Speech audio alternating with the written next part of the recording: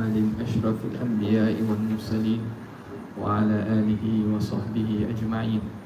سبحانك لا علم لنا إلا ما علمتنا إنك أنت العليم الحكيم. ولا حول ولا قوة إلا بالله العلي العظيم. رب اشرح لي صدري ويسر لي أمري واحلل عقدة من لساني يفقهوا قولي. سدد لساني واهد قلبي بحق سيدنا محمد صلى الله عليه وسلم. اللهم ألهمنا بالعلم وزينا بالحلم وأكرمنا بالتقوى وجملنا بالعافية. اللهم أخرجنا من ظلمات الوهم وأكرمنا بنور الفهم وافتح علينا بمعرفة العلم وحسن أخلاقنا بالحلم واجعلنا ممن يستمعون القول فيتبعون أحسنه والحمد لله رب العالمين. Alhamdulillah, bersyukur kepada Allah Subhanahu wa taala yang mengizinkan dan memberi kita taufik bagi sama-sama meneruskan lagi daripada kitab Fatih Faridah, yang mana kita berada pada muka yang ke-48, cetakan Jawi yang masuk di bawah la ilaha illallah. Yang masuk di bawah la ilaha illallah. Betul ni? Okay. Qala al-muallif rahimahullah wa nafa'ana bihi wa bi'ulumihi fid darain amin ya rabbal alamin. Kata pengarang rahimahullah, yang masuk di bawah la ilaha illallah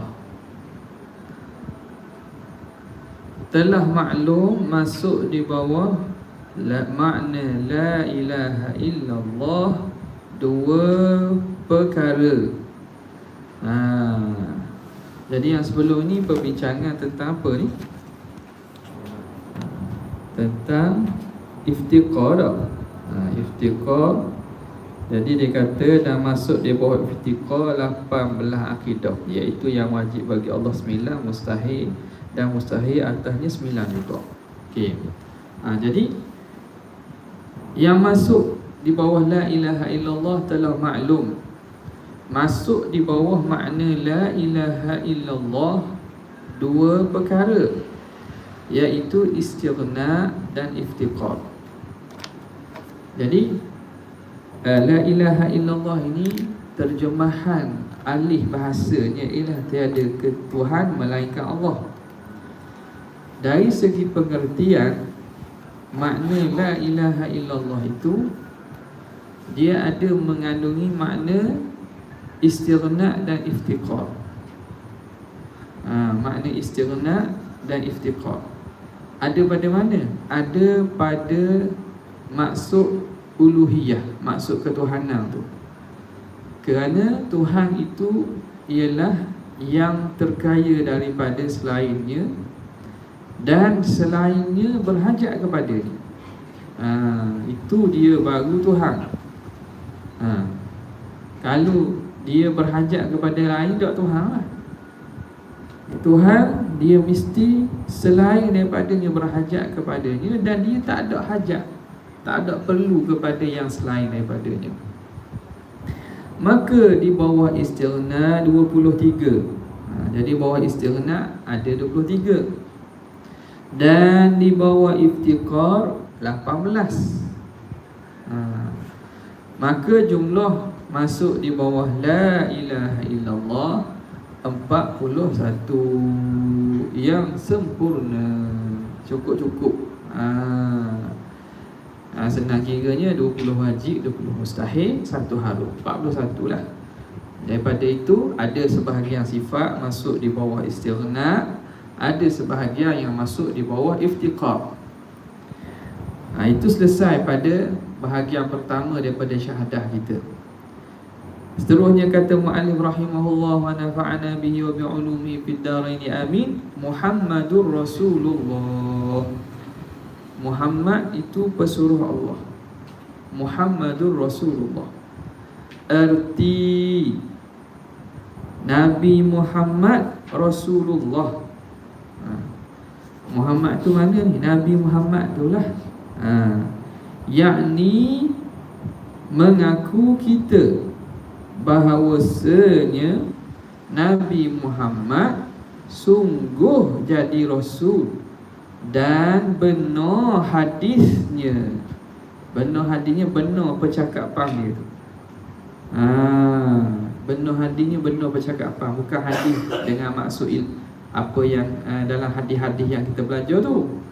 Tu ada taraf hadis yang sahih, ada yang hasan, ada yang dhaif, dan ada juga hadis maudhu'. Panggil je lah hadis, tapi hadis yang dusta, bukan hal tu. Dan benar hadisnya, benar percakapan Nabi tu. Segala apa yang Nabi beritahu tu benar. Jadi bila kita sebut wa asyhadu anna Muhammadar Rasulullah, dan aku naik saksi bahawa Muhammad itu pesuruh Allah, utusan Allah, makna kita mengaku situ. Kita naik saksi dengan makna kita i'tiqad, mengaku dengan sepenuh hati bahawa Nabi Muhammad alaihi salatu wassalam ini utusan Allah. Dan lazim daripada itu segala perkara yang dibawa oleh Nabi ini betul. Betul sekaliannya. Itu syahadah yang kedua. Nabi mana ni yang kita kena tahu ni? Nabi yang kita kena tahu ni Nabi Muhammad. Nabi Muhammad alaihi salatu wassalam. Sebab itu setengah daripada orang apabila dia mempertikaikan syahadah yang kedua, lalu buku pula ada buat buku syahadah yang kedua, dia mempertikaikan syahadah yang kedua, dan dia kata Muhammad yang kita naik saksi ni bukan Muhammad yang lahir di Mekah, wafat di Madinah. Kerana Muhammad yang lahir di Mekah, wafat di Madinah tu kita tak pernah tengok, kata dia. Bila kita tak pernah tengok, dalam syahadah kita kata aku naik saksi. Makna asyhadu ni aku menyaksikan. Menyaksikan ni makna dia faham dengan makna melihat. Dia faham dengan makna melihat. Maka ini salah satu kesilapan besar. Golongan-golongan yang menyeleweng ni, ajaran-ajaran sesat ni, dia menafsirkan asyhadu dengan makna melihat. Maka dipersoalkan akidah orang awam. Dia kata siapa sini pernah tengok Muhammad bin Abdullah? Siapa pernah tengok? Tak ada orang pun lah. Jadi bila begitu, siapakah Muhammad yang kita saksikan dalam diri kita? Siapakah Muhammad yang kita saksikan pada syahadah kita? Dia pun bawa kepada ajaran dia. Muhammad itu ialah Muhammad batin dia panggil. Muhammad mana? Muhammad yang ada sidik, amanah, tabligh, fatanah. Maka sesiapa yang bersifat dengan sifat Muhammad itulah dia sebenar-benar Muhammad. Dia cuba lari daripada kefahaman yang umum, yang faham yang kita saksikan ini Nabi Muhammad lah. Nabi Muhammad. Apa sebab apa jadi gini? Kerana mereka ini jahil, belajar dengan tidak berguru-guru yang betul, belajar secara senyap-senyap, belajar ilmu yang ambil mana tak tahu. Apatah lagi mereka ini jahil yang jelas dalam bahasa Arab. Bahasa Arab jelas. Dia ingat asyhadu tu menyaksikan tu makna tengok saja. Dia kata saksi-saksi ni saya kena tengok. Dia faham saksi asyhadu tu dengan makna saksi dia kena tengok. Walhal asyhadu di sini dengan makna a'taqidu, aku i'tiqad dan aku jazamkan, bukan dengan makna aku tengok. Bukan makna aku la ilaha illallah kan. Jadi asyhadu ini bukan dengan makna tengok, tapi kita membulat hati, kita beriktikad dengan iktikad yang putus. Itu makna asyhadu. Maka di sini kena hati-hatilah kalau ada ajaran-ajaran itu, jangan kita terpengaruh dengan ajaran-ajaran tersebut. Okey. Maka Sebab itu kita disuruh untuk kenal Nabi kita. Kenal Nabi kita. Kenapa? Kerana dia ini menjadi rukun dalam syahadah. Jadi rukun dalam syahadah kita. Ni Nabi kita tak kenal. Tak? Kita kenal orang lain lagi. Kita kenal pemain bola, kita kenal artis. Jadi tak kenal lah kita ni umat Nabi. Bukan umat pemain bola, umat Messi. Tak? Bukan umat artis. Tak? Bukan. Jadi kena kenal Nabi kita dengan makrifah yang mana menghilangkan keraguan dan juga menghilangkan kejahilan tentang Nabi. Jadi katanya terkandung di dalamnya 9 perkara. Jadi terkandung dalam Muhammadur Rasulullah ini 9 perkara pula. Pertama, benar segala rasul. Benar segala rasul, iaitu sifat sidik. Yang kedua, amanah mereka itu. Mereka bersifat dengan amanah, dengan maksud ismah, mereka terjaga daripada melakukan perkara-perkara yang dilarang, sama ada pada zahir ataupun pada batin. Yang ketiga, fatanah mereka itu, mereka ini bijaksana. Dan yang keempat, tabligh. Sini dalam hak Jawi ni dia tulis huruf ya, huruf ba. Tabligh mereka itu, mereka ni bersifat dengan menyampaikan segala perkara Allah suruh sampai, mereka akan sampaikan. Yang kelima, mustahil dusta. Ni lawan pula. Lawan kepada benar ni mustahil dusta. Yang keenam, mustahil khianat. Yang ketujuh, mustahil bodoh. Yang ke-8, mustahil kitman. Kitman lawan bagi tabligh. Tabligh menyampai, kitman menyembunyikan. Yang ke-9, harus mereka itu bersifat dengan sifat manusia, sifat yang tidak membawa kepada kekurangan dan kehinaan martabat yang maha tinggi. Dan yang sifat yang harus bagi para Nabi dan para Rasul ni, makna mereka bersifat dengan sifat manusia. Tapi sifat bukan semua sifat manusia. Sifat manusia yang tidak merendahkan darjat dan martabat kenabian mereka. Dia ada sifat manusia yang mana mustahil pada Nabi. Tak? Contohnya Nabi ni penyakit kusta. Ada? Nabi ni bisu atau bengkok. Tak ada. Bahkan buta pun tak ada. Maka sifat-sifat mana yang harus? Sifat-sifat kemanusiaan yang tidak membawa kepada kerendahan martabat para Nabi dan para Rasul. Jadi 9 semua kan.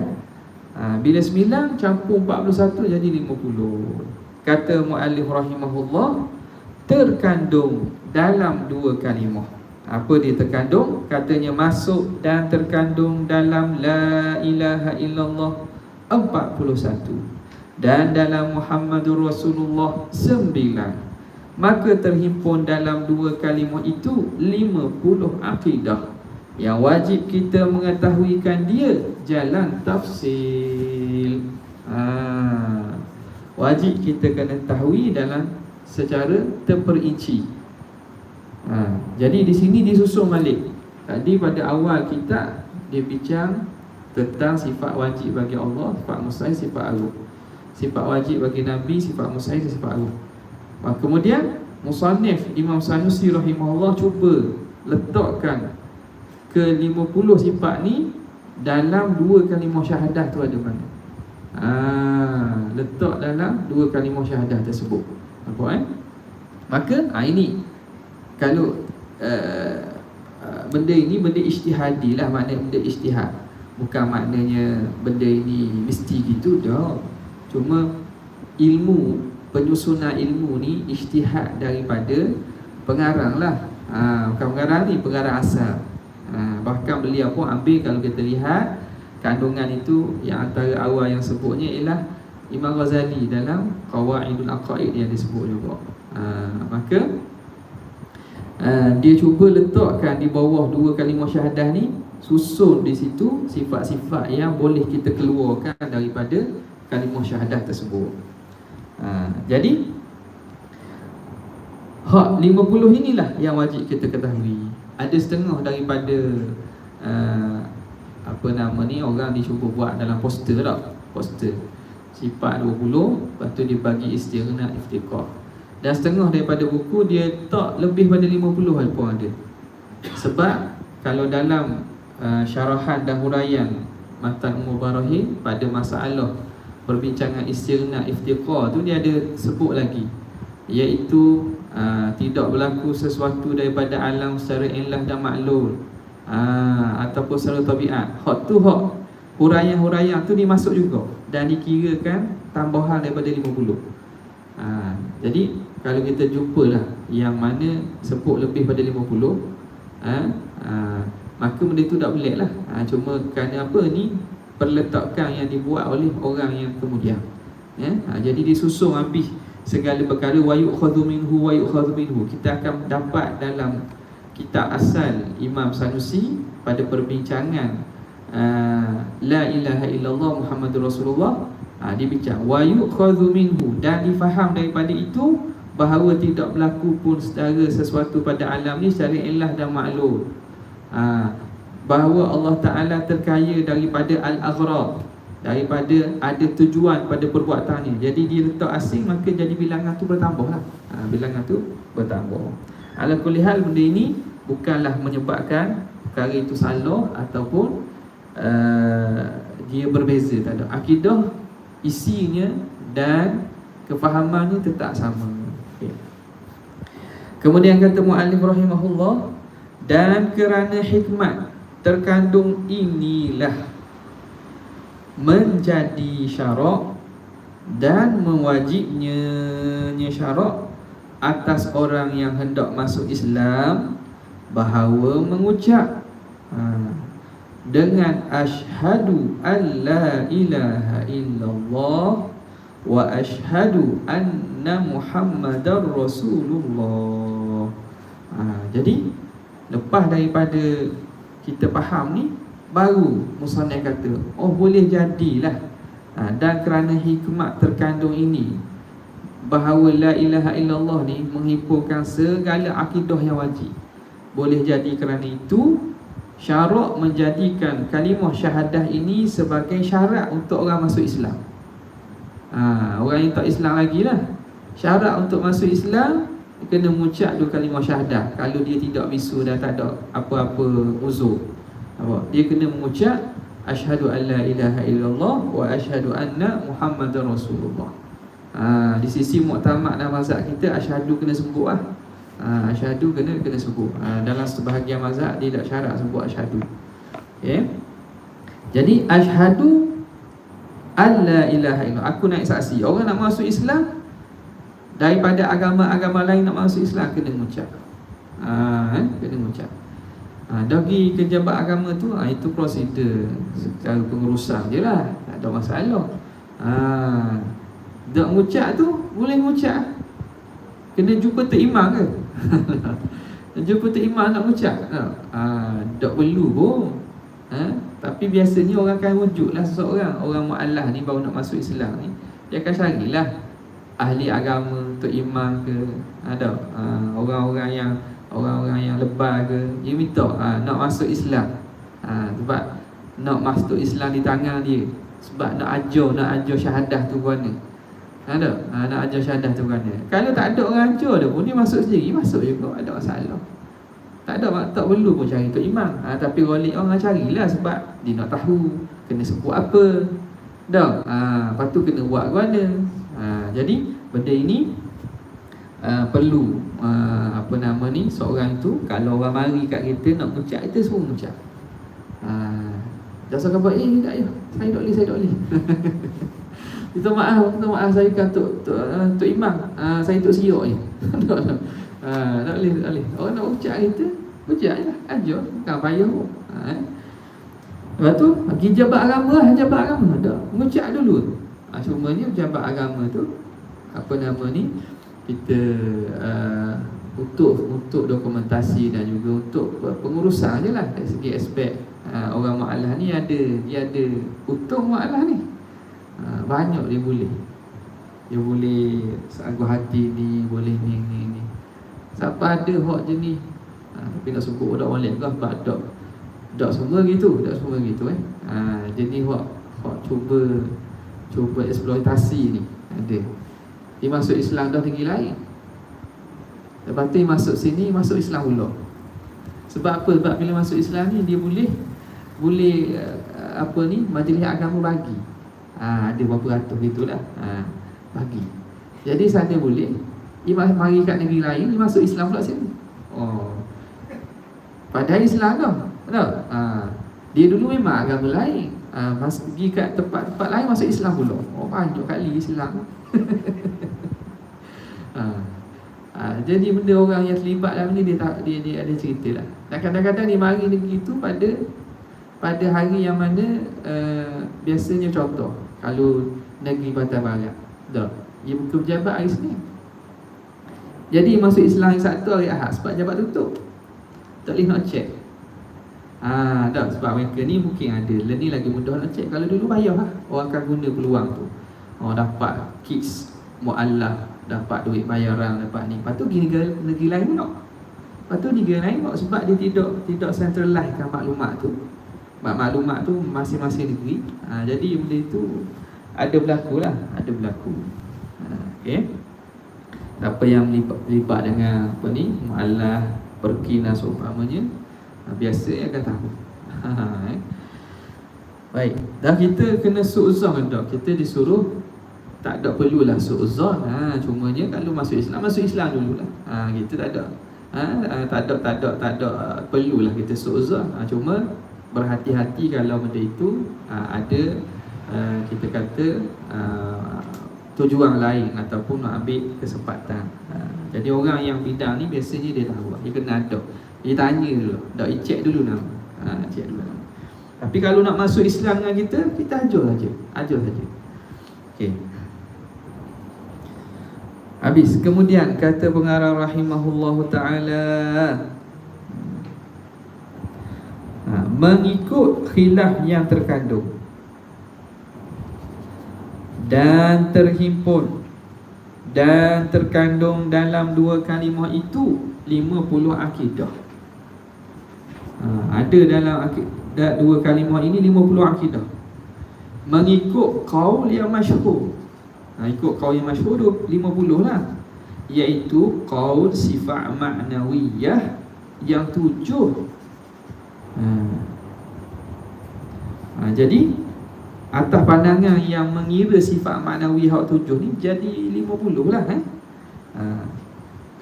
Diwajib kita mengetahui dengan tafsir. Maka kesemua ini wajib kita kena tahu dengan tafsir. Makna kena tahu apa makna dia.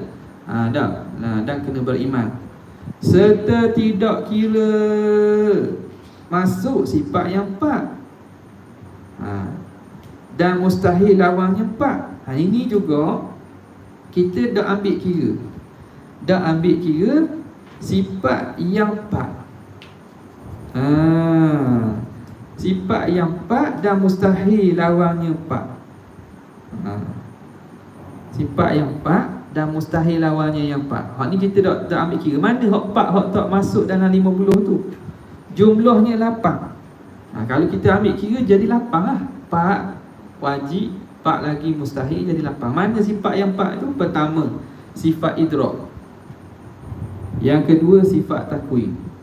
Dalam perbincangan sifat ma'ani, sifat idrak dan juga sifat takwin ini ada khilaf.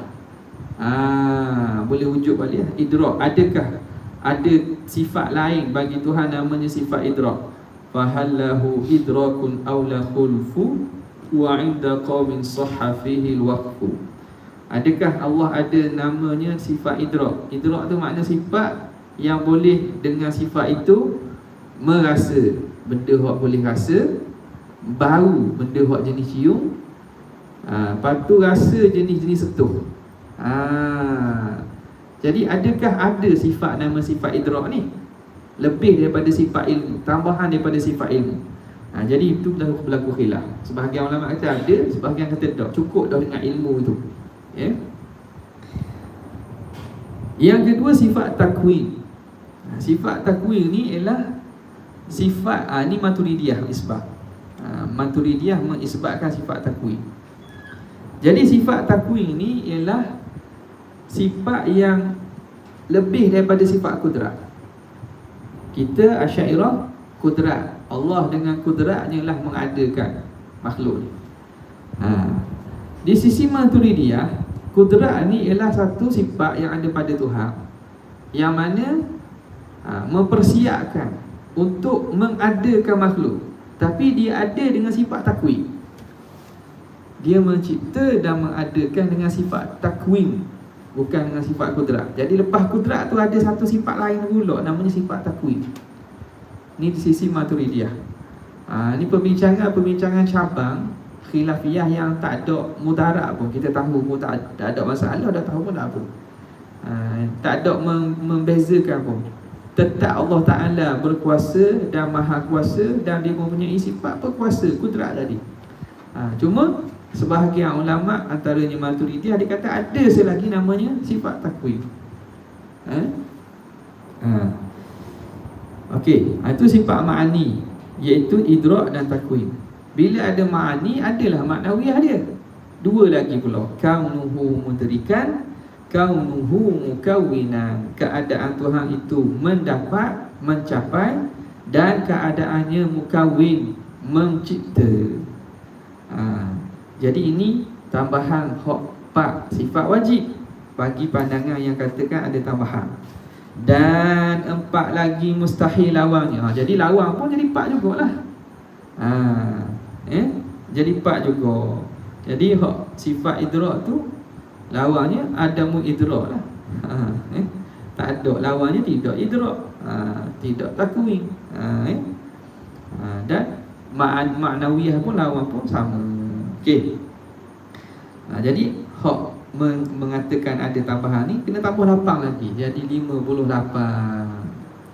Adapun kalau kita kira masuk yang 8 itu di atas 50 dahulu, jadilah terkandung dalam 2 kalimah itu 58.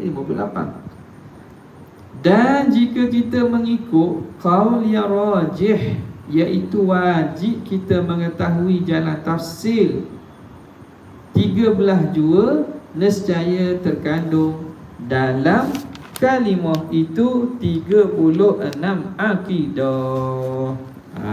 Tengok, dia kata sini, dan jika kita mengikut qaul yang rajih, kalau kita ikut dan ambil pandangan yang rajih, pandangan yang kuat pada masalah nak bilang sifat ni berapa, kita ikut jalan tafsir, wajib, iaitu wajib kita mengetahui jalan tafsir 13 saja.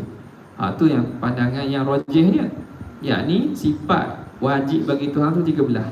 Sebab apa 13? Kita tak bilang dah maknawiyah. Maknawiyah yang 7 itu tidak dibilang dah, cukup dengan ma'ani saja. Maka jadi 13 lah. Okey, 13 jua.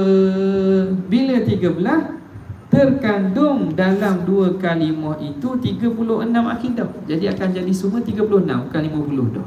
Macam mana 13 lawan 13, 26. Tambah 1, 27. Tambah 9 lagi, jadi 36. Apa dah? Jadi 36. 36 akidah, iaitu dalam la ilaha illallah terkandung yang wajib bagi Allah 13, dan mustahil lawannya 13, dan harus baginya 1. Maka terhimpun terkandung di dalamnya 27, dan terkandung dalam Muhammadur Rasulullah 9. Maka jumlah terkandung dalam 2 kalimah itu 36 akidah. Macam sebut tadilah, sesat. Ni bilang-bilang je ni. Ni bilang-bilang je, jangan salah bilang. Tak benda ni.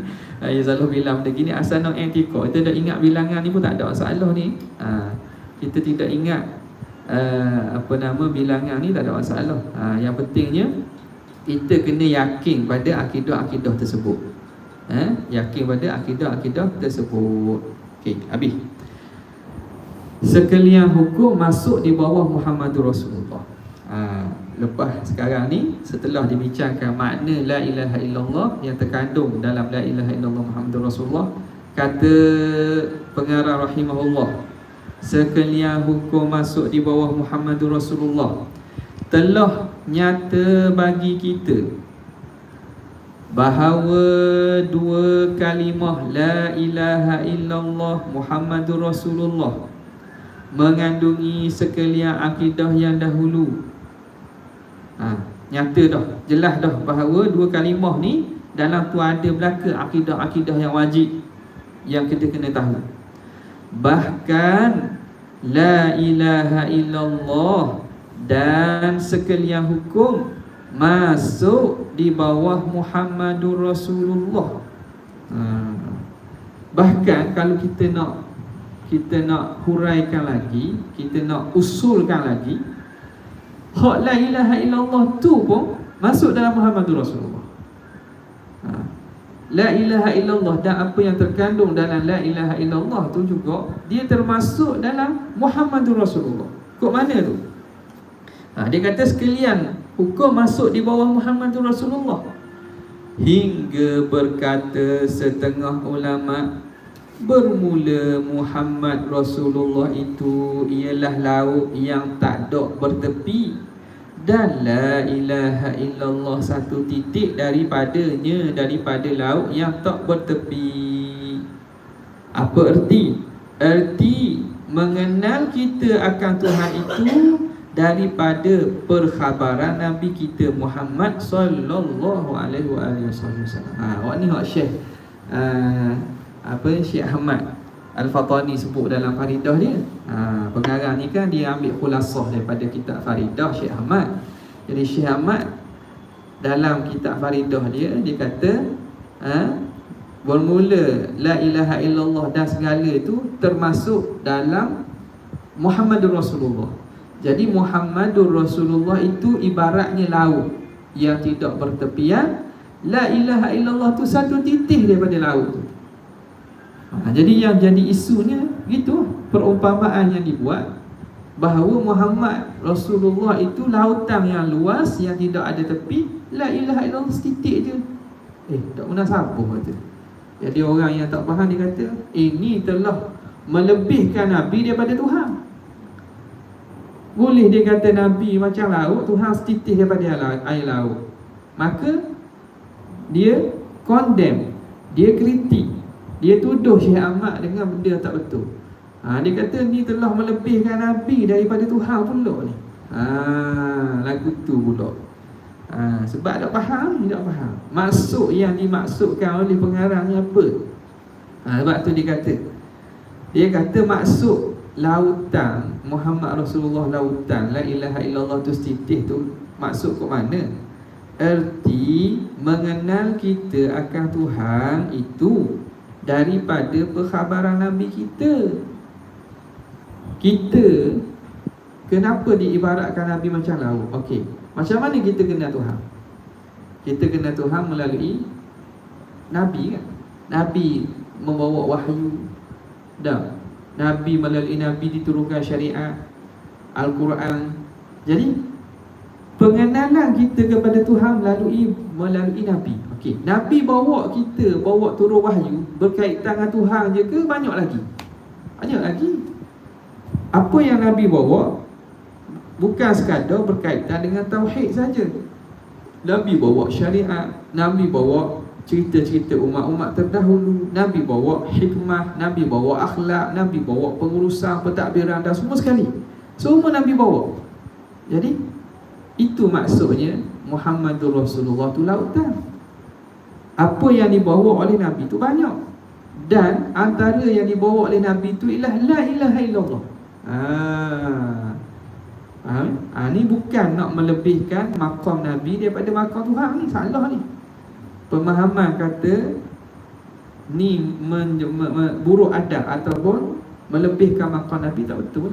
Kerana maksud yang diletakkan oleh ulama kata gitu nak cover Apa yang Nabi bawa ni banyak, dan termasuk apa yang Nabi bawa itu ialah berkaitan dengan ketuhanan. Jadi pemisalan tu tak ada masalah lah. Tak ada masalah. Tu kalam para ulama dah, orang-orang yang tinggi kedudukannya, kita kena faham dengan cara betul lah. Dengan cara betul, bukan kita tuduh yang tak sebenarnya. Tu artinya mengenal kita akan Tuhan itu daripada perkhabaran Nabi kita Muhammad sallallahu alaihi wasallam. Okey. Kita tak nafikan bahawa siapa yang lantik Nabi? Allah juga. Jadi ketuhanan, maka ketuhanan tak boleh kita nak banding dengan maka makhluk ni, tak sama. Tak sama. Yang kita nak beritahu atau nak beritahu, pengarang nak beritahu ialah benda yang dibawa tu oleh Nabi tu banyak. Bukan sekadar kenal Tuhan, Nabi bawa lagi benda lain dengan wahyu daripada Allah Ta'ala juga. Okey. Habis itu. Kemudian kata pengarang rahimahullahu ta'ala, nafi isbat. Masuk bab nafi isbat pula. Bab nafi isbat pula. Kisyak 841 seminit. Nafi isbat ni kita sambung pada akan datang insya-Allah taala. Ada soalan tak? Tak ada. Kalau ada soalan dalam seminit ni, cikgu ada. Jadi minggu depan